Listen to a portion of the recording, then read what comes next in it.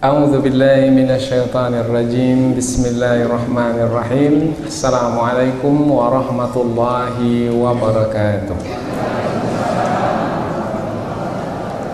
Alhamdulillahi rabbil alamin wa bihi nasta'inu ala umurid dunya waddin. Nasta'inuhu wa nastaghfiruh wa na'udzu billahi min shururi anfusina wa min sayyiati a'malina.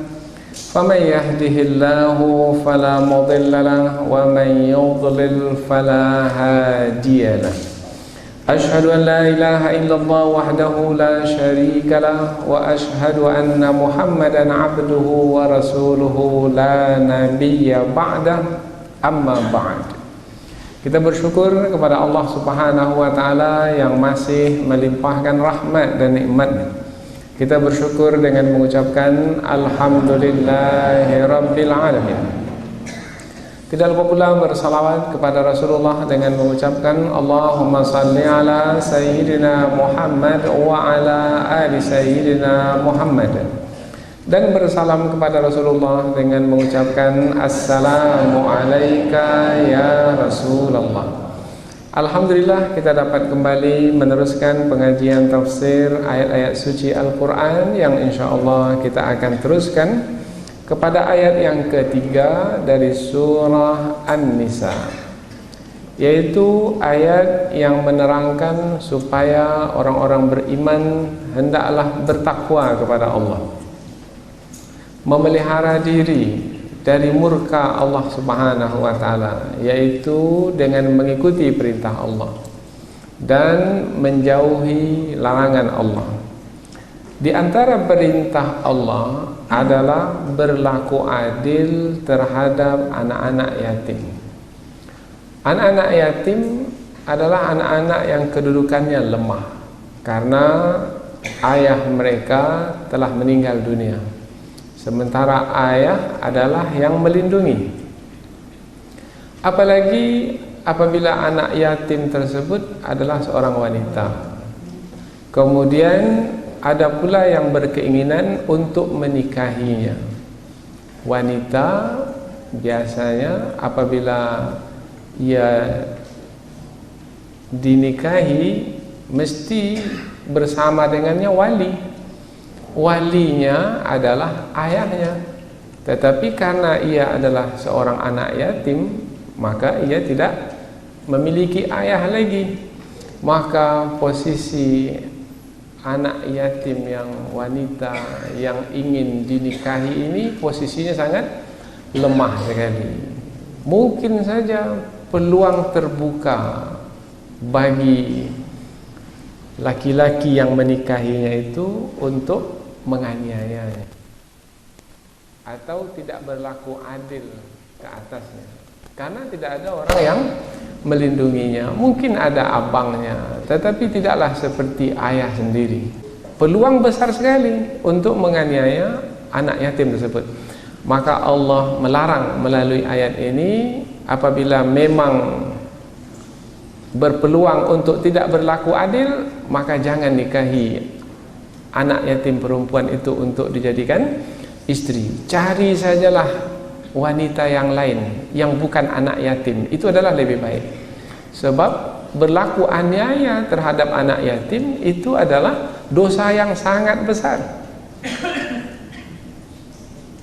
dan mungkin akan menambah lagi kesengsaraan ke atas anak yatim. Dahulu sudahlah sengsara disebabkan karena wafat ayahnya, sekarang pula lagi sengsara di bawah penganiayaan suaminya yang tidak berlaku adil ke atas dirinya. Nah, maka Allah memerintahkan kalau memang tak mampu berlaku adil, maka kawinilah wanita yang lain. 2 boleh, 3 boleh, 4 pun juga boleh, tetapi tidak boleh lebih dari jumlah 4 yang telah ditetapkan. Nah, jadi ada 2 perkara dalam ayat ini, yaitu perkara pertama yaitu memelihara diri untuk tidak menganiaya anak yatim, dan kedua adalah syariat poligami.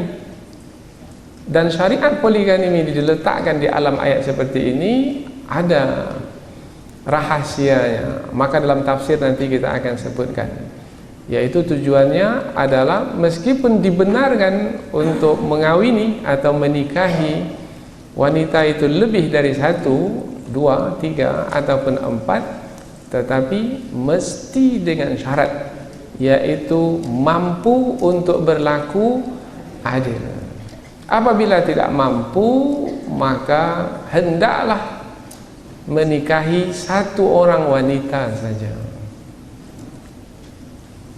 Dengan menikahi 1 wanita itu adalah lebih dekat untuk dapat berlaku adil. Sebab apabila lebih dari 1 memungkinkan untuk tidak berlaku adil. Lebih banyak, lebih tidak berlaku adil. Apa sebab? Sebab kecenderungan hawa nafsu membuat seseorang untuk tidak berlaku adil. Yang menghalang seseorang untuk tidak berlaku adil adalah keinginan-keinginan hawa nafsunya. Apabila 4 istrinya, bermakna keinginan hawa nafsunya adalah kepada 4 istri. Dan mampukah dia untuk menyampaikan hak-hak ke-4 istrinya itu dengan sempurna? Apabila mampu, bermakna dia berlaku adil. Kalau tidak mampu, maka dia tidak berlaku adil, maka ia akan melakukan penganiayaan. Apabila ia akan melakukan penganiayaan, maka bermakna sama dengan menempah, sama dengan memboking, sama dengan apa menempah ini? Memesan, sama dengan memesan azab dan siksa Allah di dunia ini dan di akhirat nanti. Hidupnya tak selamat, hidup keluarganya tidak selamat, kemudian masyarakat Islam pun akan menjadi lemah, kemudian di akhirat pula ia mesti mempertanggungjawabkan penganiayaan yang ia lakukan selama hidup di dunia. Jadi harapkan kesenangan hawa nafsu, rupanya kesengsaraan di dunia dan di akhirat. Maka syariat poligami dalam ayat ini dikaitkan dengan perintah menjaga kemaslahatan anak yatim, karena kedua-dua perkara tersebut adalah perkara yang mesti diperhatikan dengan seksama dan teliti, bukan menjalaninya begitu saja. Jadi syariat poligami di dalam Islam sangat ketat sekali, dan bukan bermakna pula ia tidak mungkin dilakukan sama sekali. Jadi nanti insyaAllah melalui pembahasan tafsir kita ini, kita akan melihat bahwasanya Allah yang maha bijaksana apabila menetapkan satu syariat, pasti di dalamnya ada kebijaksanaan. Mustahil Allah yang maha bijaksana menetapkan syariat yang buruk, atau menetapkan syariat yang membawa kepada kezaliman terhadap wanita. Karena itu yang kita dengar pada hari ini, yaitu poligami itu adalah merendahkan kedudukan wanita. Tetapi sebenarnya apabila diteliti lebih dalam, bahwasanya poligami itu bisa saja, ada kata bisa saja untuk meninggikan kedudukan wanita. Nanti kita akan lihat insyaallah melalui tafsir ayat ini. Jadi ayat ini masih lagi ada kaitan dengan ayat sebelumnya, yaitu kaitan tentang memelihara kepentingan, kemaslahatan anak yatim. Apabila dalam ayat sebelum ini kaitannya dengan harta benda anak yatim, maka yang sekarang ini pula adalah kepentingan anak yatim dengan lebih luas lagi, yaitu kepentingan kehidupan anak yatim. Lebih khusus lagi adalah kehidupan wanita anak yatim yang sudah mulai dewasa, yang akan dinikahi. Allah Subhanahu wa ta'ala ketika meletakkan syariat pasti ada hikmah di sebaliknya. Maka kita ingin melihat hikmah apa agaknya di sebalik syariat poligami ini. Allah Subhanahu wa ta'ala berfirman, a'udzubillahi minasyaitonirrajim, bismillahirrahmanirrahim. Wa in khiftum alla tuqsitu fil yatama fankihu ma taba lakum minan nisa masna wa thulatha wa ruba' fa in khiftum alla ta'dilu fawahidatan aw ma malakat aymanukum dzalika adna alla ta'udu. Allah berfirman, wa in khiftum, wa dan in, jika khiftum kamu takut, alla tuqsitu fil yatama, alla kamu tidak akan, tuqsitu berlaku adil, fil yatama dalam perkara anak-anak yatim. Anak-anak yatim yang dimasukkan dalam ayat ini adalah anak-anak yatim dari kalangan perempuan, dari kalangan wanita yang telah mulai dewasa dan akan dinikahi. Fankihu ma tabalakum minan nisa, fankihu maka nikahilah. Kalau kamu rasa tidak akan mungkin berlaku adil terhadap anak-anak yatim yang akan kamu nikahi, maka nikahilah ma tabalakum minan nisa, yaitu wanita-wanita yang kamu senangi tetapi selain dari anak yatim, yaitu wanita-wanita lain. Jadi ada berapa wanita yang dimasukkan dalam ayat ini? Ada dua. Ada wanita-wanita dari kalangan anak yatim, ada wanita-wanita yang bukan dari kalangan anak yatim. Kalau rasanya takut menikahi wanita-wanita dari kalangan anak yatim itu, takut nanti tidak berlaku adil terhadap mereka karena nanti dosanya sangat besar, maka jangan nikahi wanita-wanita dari kalangan anak yatim, cari saja wanita-wanita yang lain yang bukan dari kalangan anak-anak yatim, yaitu 2 atau 3 atau 4. Masna 2, wa thulatha, wa di sini maknanya atau 3, wa ruba atau 4. Fa in khiftum alla ta'dilu, fa maka, in jika, khiftum kamu takut, alla tidak akan, ta'dilu berlaku adil, fawahidatan maka hendaklah nikahi satu orang wanita saja. Au ma malakat aimanukum, atau ma malakat aimanukum, atau hamba-hamba sahaya atau budak-budak sahaya yang kamu miliki. Itu sajalah yang kamu pilih apabila kamu merasa takut untuk tidak berlaku adil. Zalika adna alla ta'ulu, zalika yang sedemikian itu yang dimaksud adalah menikahi satu orang wanita saja atau mencukupkan dengan memiliki hamba-hamba sahaya saja. Yang sedemikian itu adna adalah yang lebih dekat, alla ta'ulu supaya kamu tidak berlaku aniaya. Sebab bila kamu berlaku aniaya bermakna kamu berdosa. Apabila kamu berdosa bermakna kamu akan disiksa mungkin di dunia ini dan juga pasti di akhirat nanti. Jangan hanya karena kehidupan dunia, yaitu menikahi wanita, kemudian kamu pula akan disiksa di dunia ini atau di akhirat nanti. Orang yang pandai dan bijaksana tidak akan mungkin hanya karena kehidupan dunia ini kemudian menempah atau memesan azab dan siksa Allah Subhanahu wa taala. Kita ulang dari awal ayat. Dan jika kamu takut untuk tidak berlaku adil dalam perkara menjaga anak-anak yatim dari kalangan wanita atau wanita-wanita anak yatim, maka nikahilah wanita-wanita yang lain yang kamu senangi, 2 atau 3 atau 4.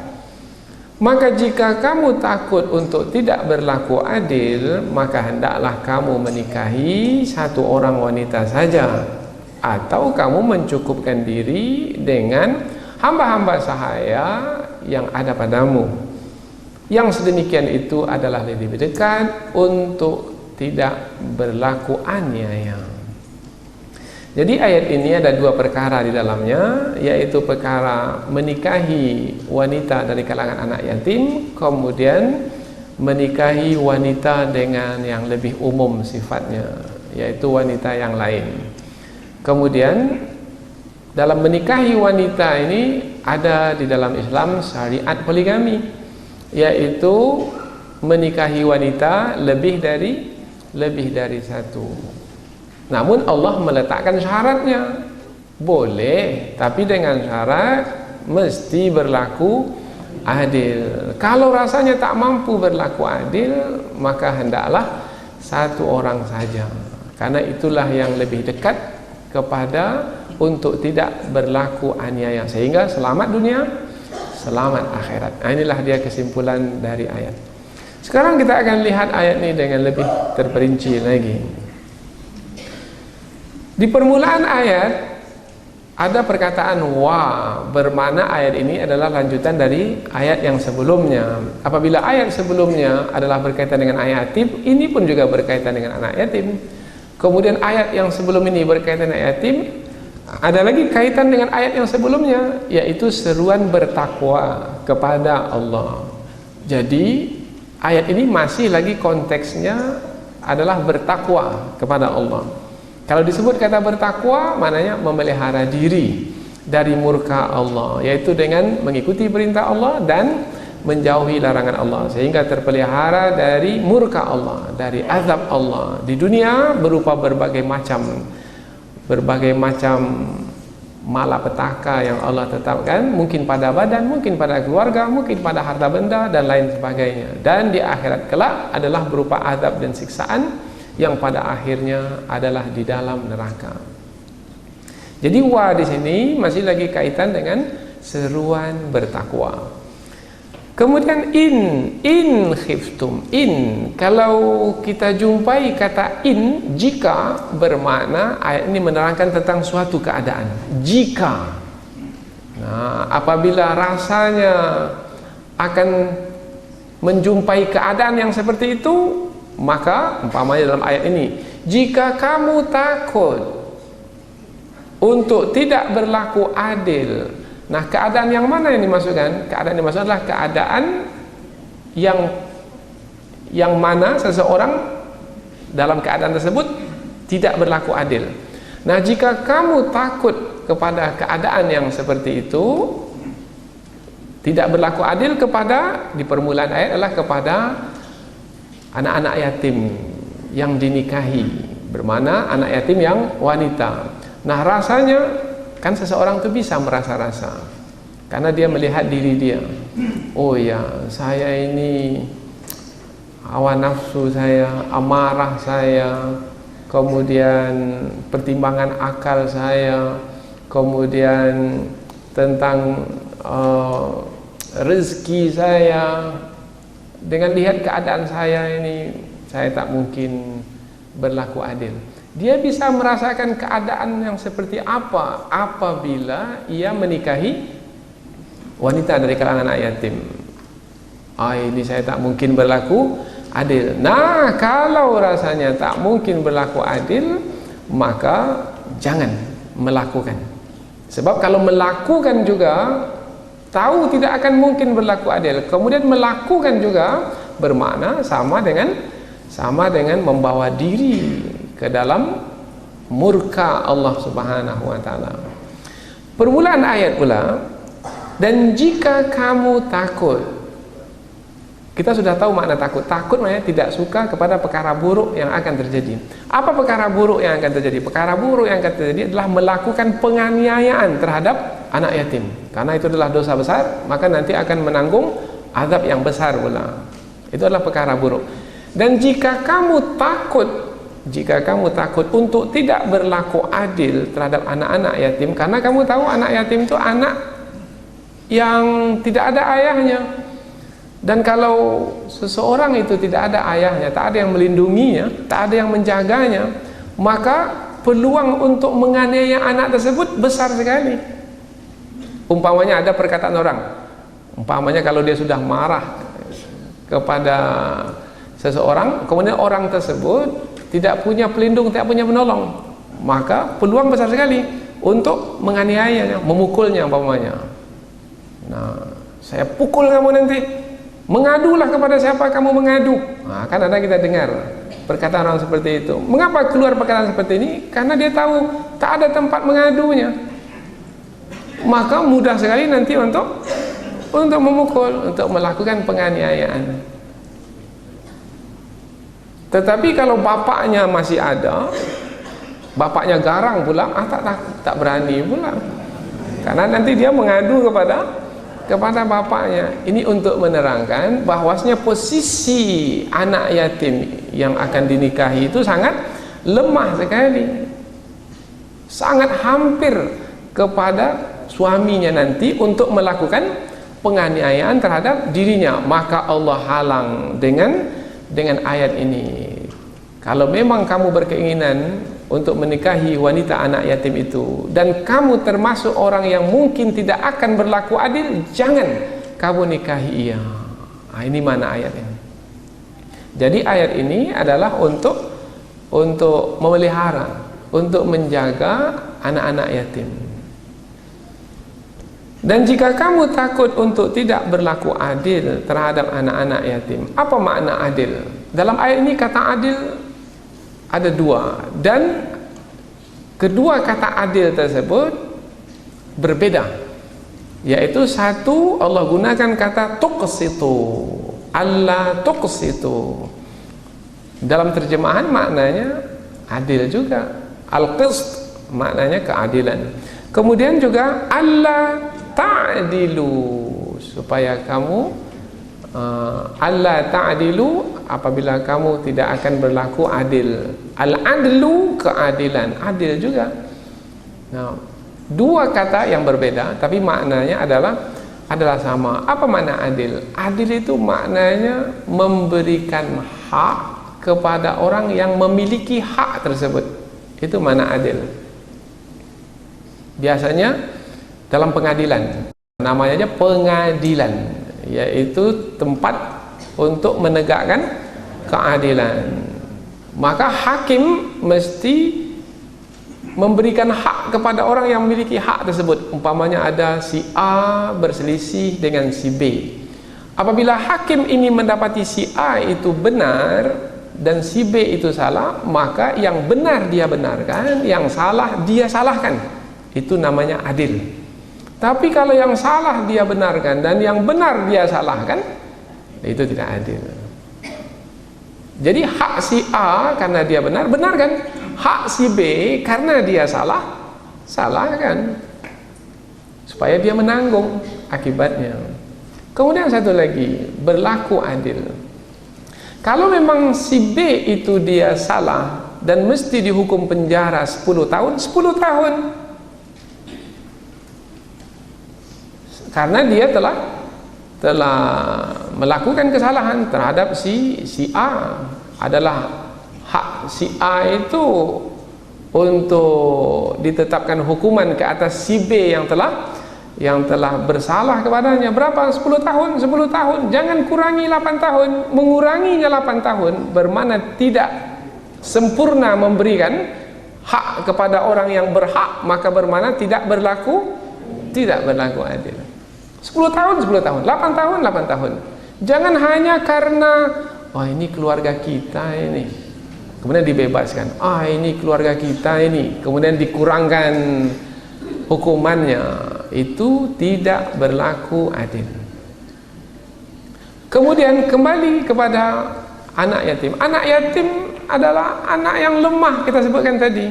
Tak ada siapa yang membelanya. Kemudian apabila ada lelaki yang menikahinya, maka si suami itu pun mengatakan, sudahlah, ini sajalah nafkah untukmu. ini sudah beruntung saya beri ini, umpamanya.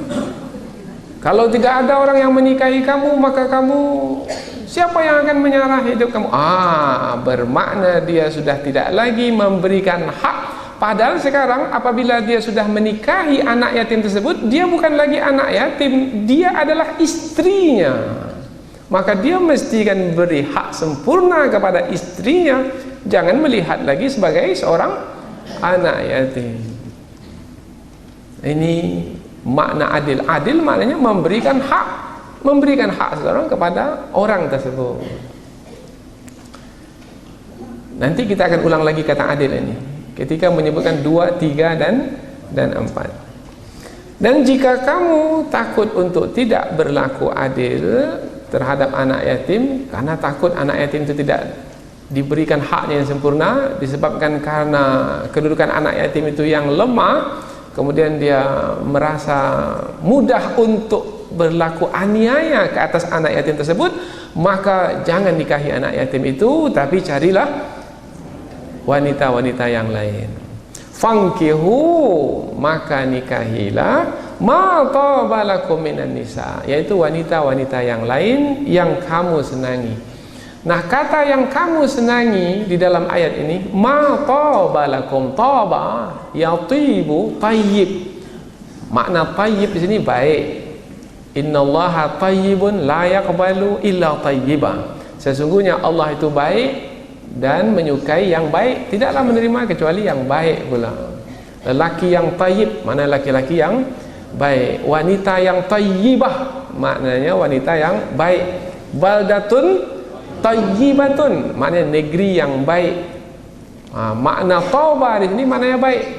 Ini memberikan isyarat bahwasanya apabila menikahi wanita itu hendaklah wanita yang baik dan dengan tujuan yang baik. Berarti dalam berumah tangga tidak boleh tujuannya tidak baik. Seperti apa tujuan yang tak baik? Yaitu hanya ingin menyampaikan kehendak hawa nafsu saja. Nikahi wanita 4 hari, setelah itu diceraikan, umpamanya.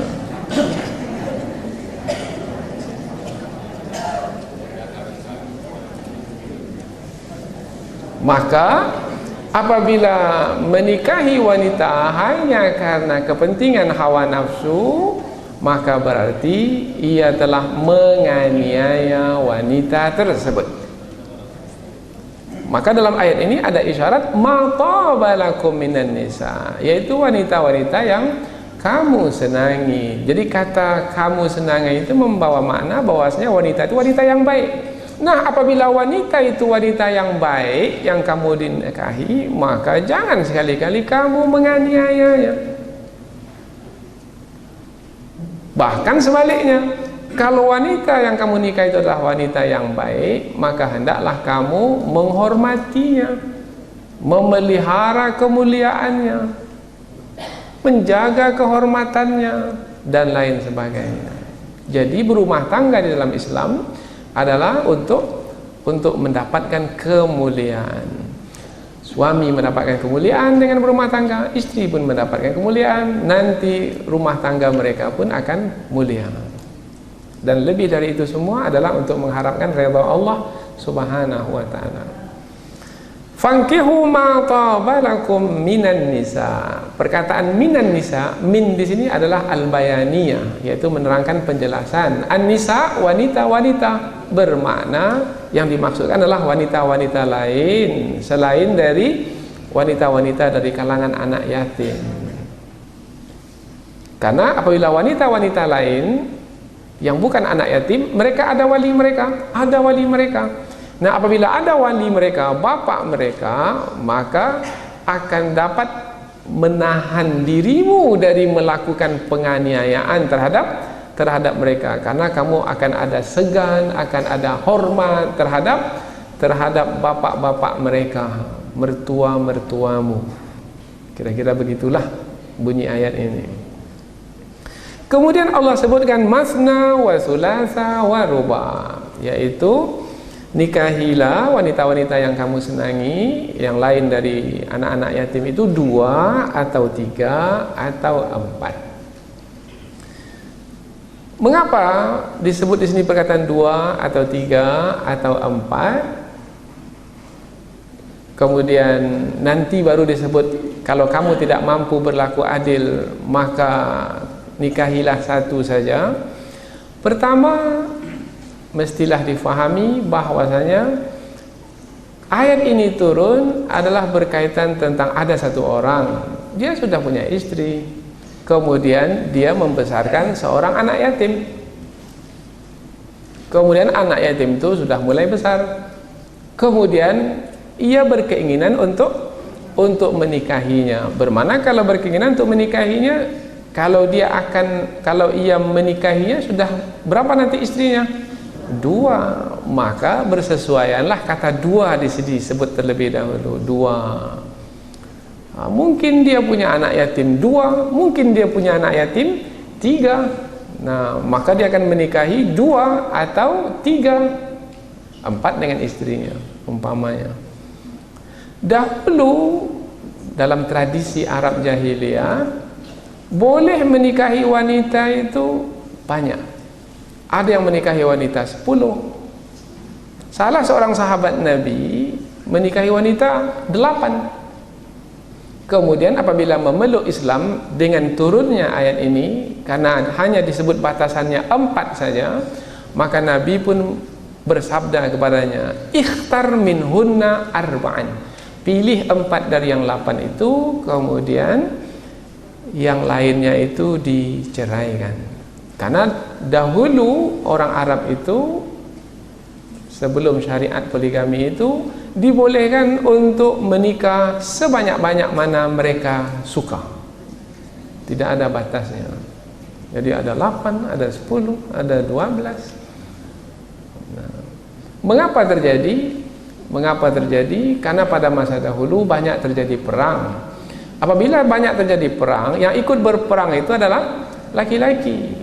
Nah, yang banyak terbunuh adalah laki-laki. Kemudian wanita ramai. Apabila wanita ramai, maka laki-laki menikahi ramai wanita.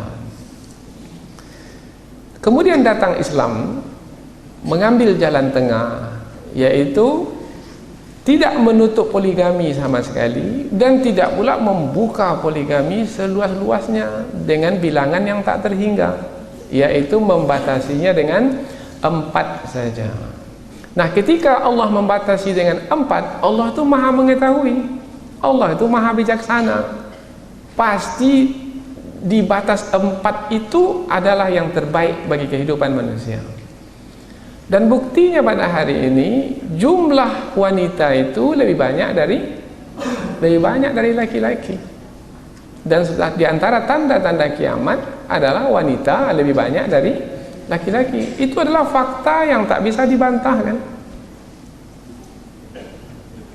Ada 3 kemungkinan. Mari kita berfikir sekarang untuk memahami hikmah poligami. Karena ada orang yang sempit dadanya, kemudian pendek berfikirnya, sebut saja poligami tak mau. Nah, kemudian apabila melihat orang berpoligami buruk, tercela, tak mau lagi dengar pengajiannya.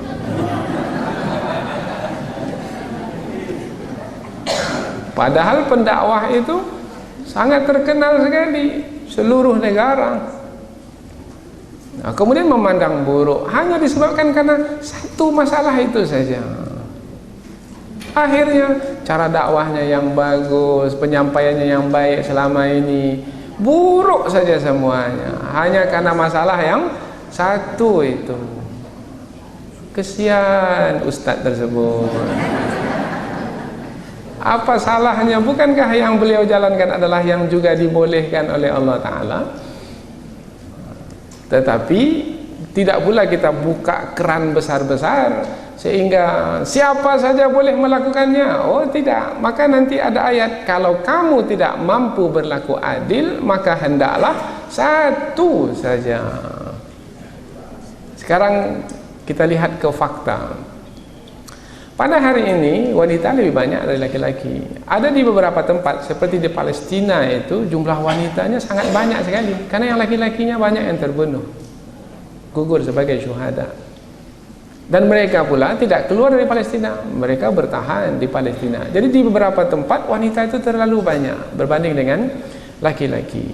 Apabila tidak ada syariat poligami, kalau kita hanya memilih satu kawin dengan satu saja, kalau katakanlah 1:4 umpamanya, kita ambil yang 1:4 sajalah. Allah tahu bandingan yang sebenarnya, sehingga Allah tetapkanlah syariat poligami, batasan paling tinggi 4. Andai kan jumlah perempuan itu 4 kali lebih banyak dari laki-laki, kalau kita tetapkan 1 dan 1, bermana ada berapa wanita yang tidak berumah tangga? Ada 3. Bukankah yang 3 itu berhak juga untuk berumah tangga? Tak berhak?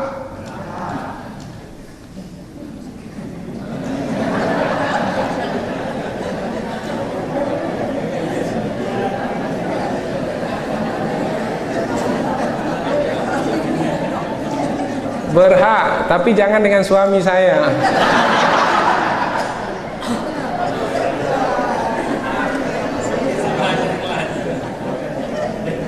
Baik, berikutnya lagi. Ini kita cerita bukan masalah kasus orang-orang tertentu, tidak. Kita cerita syariat Islam. Maka kita sebut syariat poligami yang Allah tetapkan untuk menyelesaikan bukan pada tataran individu atau kelompok tertentu, tetapi adalah untuk menyeluruh bagi umat ini secara keseluruhan. Atau yang kedua, yaitu kita tak bolehkan poligami sama sekali, satu-satu. Kemudian dibolehkan pula umpamanya perkawinan yang tidak resmi. Itu yang terjadi sekarang di Indonesia, yaitu perkawinan tidak resmi, tidak dicatatkan di negara, tetapi berlaku juga. Kononnya sudah cukup syarat dan rukunnya, karena ada walinya, ada saksinya, kemudian ada yang menikahkannya, kemudian ada ijab kabulnya, ada maharnya.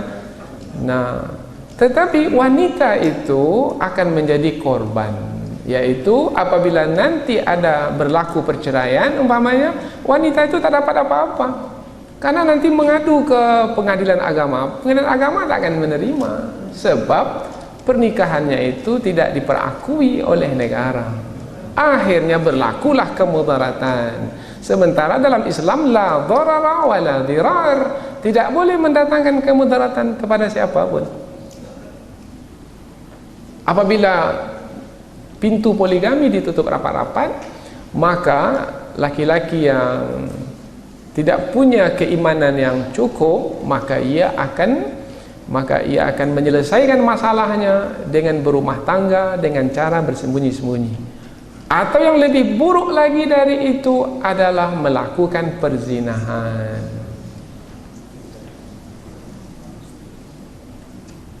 Nah, apabila melakukan perzinahan seperti yang kita saksikan sekarang, apabila melakukan perzinahan dengan orang-orang yang berpenyakit pula, maka si suami itu akan mendapatkan penyakit AIDS, HIV, dan dia akan bawa ke rumahnya, dan akan dapat pula istri dan anak yang akan lahir dari mereka. Dan pada hari ini yang paling banyak membawa HIV ke rumah itu adalah suami yang melakukan perzinahan di luar, karena pintu poligami ditutup. Sementara dia adalah di antara orang yang mungkin memiliki kecenderungan untuk menikahi wanita lebih dari seorang. Atau kemungkinan yang ketiga, kemungkinan yang pertama bertentangan dengan fitrah. Kemungkinan yang kedua juga bertentangan dengan fitrah, bahkan lebih buruk lagi. Dan kemungkinan yang ketiga adalah membolehkan poligami. Mana kira-kira yang lebih diterima oleh akal?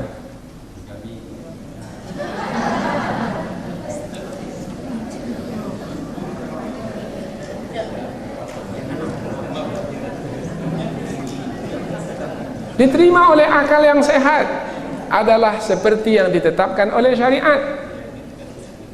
Tetapi budaya di luar Islam dia tidak menyukai perkawinan yang sehat seperti ini. Apa sebab? Sebab bagi mereka perzinahan itu boleh saja, asalkan suka sama suka. Dan karena kita dipaksakan untuk menerima budaya yang di luar dari Islam, akhirnya kita membenci syariat Islam. Bukan bermakna ketika kita menyampaikan ini adalah kita membuka syariat poligami itu kepada siapa saja. Tidak. Karena Allah Subhanahu wa taala berfirman, "Fa in khiftum alla ta'dilu," maka jika kamu takut untuk tidak berlaku adil, fawahidatan, maka hendaklah kamu menikahi satu orang saja. Jadi Allah memberikan syarat yang ketat, yaitu mesti berlaku adil. Berlaku adil sudah kita katakan tadi, yaitu memberikan hak kepada orang yang memiliki hak. Wanita-wanita itu, istri-istri itu dia juga memiliki hak. Apabila 4 wanita yang dinikahi, bermakna keempat-empatnya memiliki hak. Ada hak yang berkaitan dengan badan, memberi makan, minum, pakaian, tempat tinggal. Ada yang berkaitan dengan akal, memberikan ilmu yang cukup kepada istri tersebut. Sebab istri itu berada di bawah tanggung jawab suami. Kemudian yang lebih lagi adalah hak yang berkaitan dengan jiwa, dengan hati, dengan emosi, dengan perasaan. Mereka juga punya hak untuk dikasihi, disayangi, dipelihara, dijaga, dan lain sebagainya. Nah, mampukah suami ini untuk memberikan hak kepada 4 istrinya itu?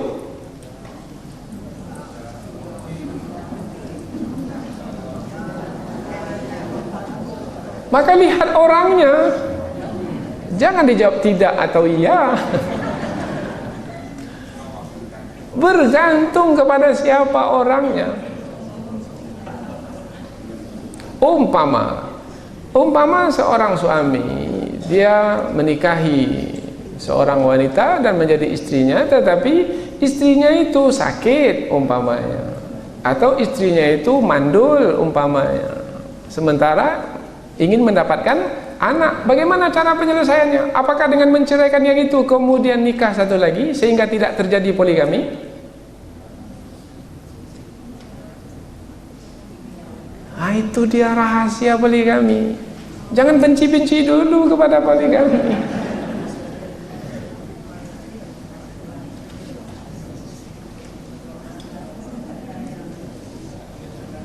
Dan masih banyak lagi perkara-perkara yang lain yang mungkin muncul di tengah masyarakat, yang mungkin poligami adalah salah satu dari penyelesaiannya.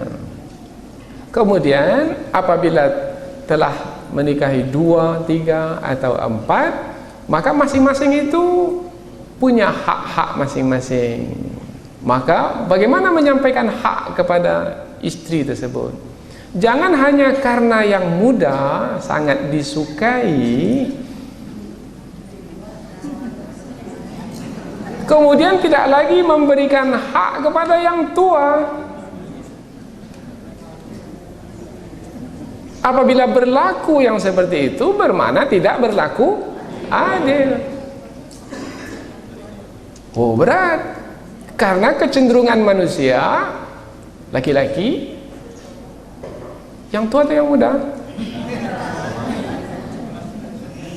Yang sehat atau yang sakit? Dan seterusnya. Maka boleh jadi perkara-perkara yang diinginkan oleh hawa nafsu itu membuatnya untuk tidak berlaku adil, untuk tidak memberikan hak kepada orang yang memiliki hak tersebut. Contoh mudah sekarang ini, umpamanya ada yang memilih untuk kawin siri, nikah siri. Dan wanita itu tahu karena dia telah dinikahi siri, maka tak apalah, tak dapat giliran tak apalah. Yang penting ada suami. Nah, akhirnya si wanita tersebut tidak lagi mendapatkan haknya yang sempurna. Maka si suami ini tidak berlaku adil.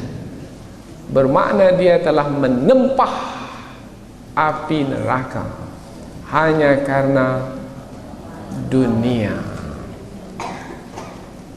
Maka bukan perkara yang mudah, bukan perkara yang ringan. Ini adalah perkara yang berat karena berkaitan dengan tanggung jawab dan akan dipertanggungjawabkan.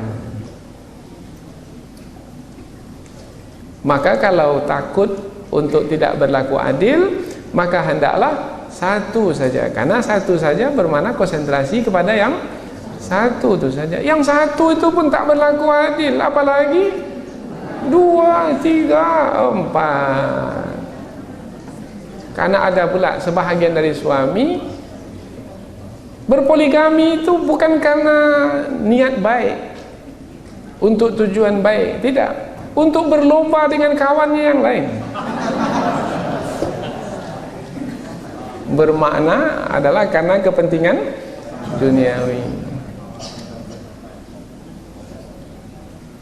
Au ma malakat aimanukum, atau kalau kamu takut untuk tidak berlaku adil, maka cukupkan sajalah dengan hamba-hamba sahaya yang kamu miliki. Hamba-hamba sahaya mungkin sekarang sudah tidak ada lagi, tapi dahulu ada. Hamba sahaya itu boleh diperjualbelikan, jadi dia seperti barang, boleh diperjualbelikan. Ini harga berapa, nanti dibeli. Kalau sudah dibeli, itu menjadi milik orang yang membeli tersebut dan boleh memperlakukannya seperti apa saja, karena ia adalah seperti barang miliknya, termasuklah mempergaulinya. Itu pada masa dahulu. Pada masa sekarang sudah tidak ada lagi. Tapi ada juga yang berpendapat pada masa sekarang, kononnya TKW yang ada di luar negeri itu adalah hamba-hamba sahaya, sehingga diperlakukan tidak senonoh oleh majikannya. Itu tidak bisa diterima, karena ini hanya berlaku pada masa dahulu yang wanita tersebut diperjualbelikan. Apakah tenaga kerja wanita yang di luar negeri itu diperjualbelikan? Tidak, mereka itu bekerja dan sampai masanya apabila habis kontraknya dan mereka kembali. Dan malah ramai di antara wanita-wanita tersebut sudah punya suami ketika di tanah air.